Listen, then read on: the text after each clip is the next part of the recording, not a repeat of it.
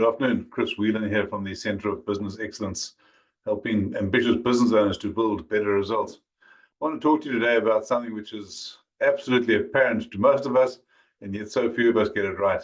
And that is that to grow, you must connect with people, right? Let me restate that, sorry. To grow, you've got to connect with people. Sounds obvious, right? The challenge is that so many business people are living in, well, we're all living in very interesting times. There's lots and lots of challenges out there. Business owners want to grow. They know that they need to connect, but often they don't know how to. And that just seems to lead them to a situation where they miss things. They miss things with their teams. They miss things with their people. They miss things with their suppliers because they want to get out there and connect, but they just don't know how to. So what is the consequence of that? What is the consequence of not connecting?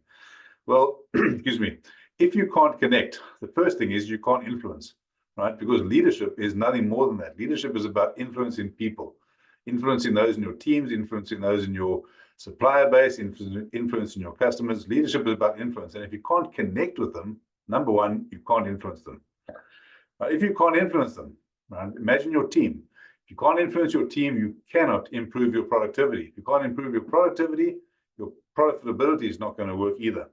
And that means that you can't impact your business as well as you like. You can't grow your business. You can't move it in the direction that you want to. So those three things: inability to influence, and therefore inability to drive your team forward, inability to improve productivity and profitability, and therefore overall, in a business sense, if you can't connect with people, you can't take the business to the place that you want it to be.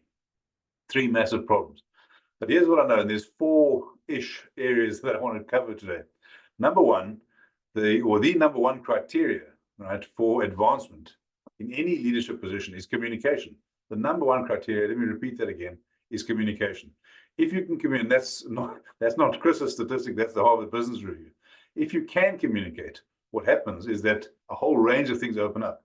Let me give you an example, and these are the criteria of the most successful US presidents of the last century. The skills that they've got is vision, right? They can set good visions. They are pragmatic. They can build consensus.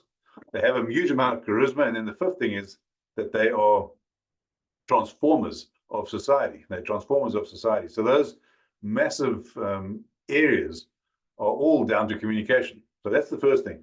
The number one criteria for advancement, communication, right? Number two thing that I wanted to talk about today, is that in order to connect, you increase your influence, right? I've already spoken about the fact that leadership is about influence. So in a company, you have different values, you have different beliefs, you have different ideas within any organization, whether it be a company, whether it be a family, whether it be a government entity, whatever. Everyone's going to have different views, different beliefs, different values. How, in that situation, if you're all pulling in different directions, how do you take that organization, that business forward? And the key thing again there is to be able to communicate effectively so that you connect effectively, so you can pull in the same direction. Leaders do that. Imagine if you're in a boat, right? We've just watched the Olympics. Those of you that have been able to watch the Olympics, someone like Lisa Carrington in the singles obviously does it on her own. In the fours, everyone has to row in the same direction. And that ability of the leader to make sure everyone pulls in the same direction, despite their different values, despite their different beliefs, that is the thing that connects people and gets them going faster. So the ability to connect increases your influence. The third thing is that connecting and communication is not something that people say, oh, I wasn't born with it, can't get it, right? It's a skill that we can learn. It's a talent that we can develop. All good speakers were bad speakers at first. And that's not me, that's Ralph Waldo Emerson. All good speakers were bad speakers first, right? So they learned to become better at what they did. They practiced the skill. There's a fourth area that I want to just mention briefly, and that is the 5 factors for connecting, right? Relationships, number one, insight, success, ability, and sacrifice. What do I mean by those?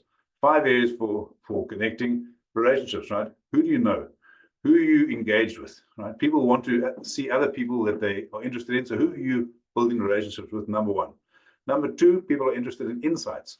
What do you know, right? And what can you teach people? When people say, what do you know? What they're really asking is, what do you know that can help them, right? So what insights do you have?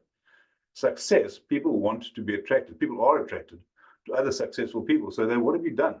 What have you done in your life, and how are you communicating that demonstrates that you have an element of success? That's the third thing. The fourth thing is your ability, right? Your innate ability that you've practiced, you've developed, you've learned. because it takes, the old adage takes steel to sharpen steel. So if you're developing your own skills, other people will be attracted to that because they can then develop their skills through that. And then the fifth thing, is sacrifice. It's not about you. It's not about me. It's about what you can give to others. When you get that right, those 5 factors, your ability to connect, your ability to influence is absolutely magnified, right? So do you want to increase your influence over your people, over your teams, over your customers, in your family environment, in your business? That's question number 1. Question number 2, do you want to increase your teamwork? Because the whole thing of increasing the teamwork means your dream work and your productivity goes up and your profitability ultimately. And then do you want to impact your family, your community, your environment? If you do, if these things have resonated with you, jump on, there's a link in the description below. Grab some time with me. Let's see what we can do in your situation.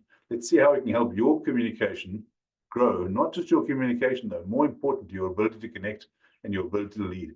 In the meantime, have a fantastic week and all the best. Stay warm. Cheers. Bye-bye.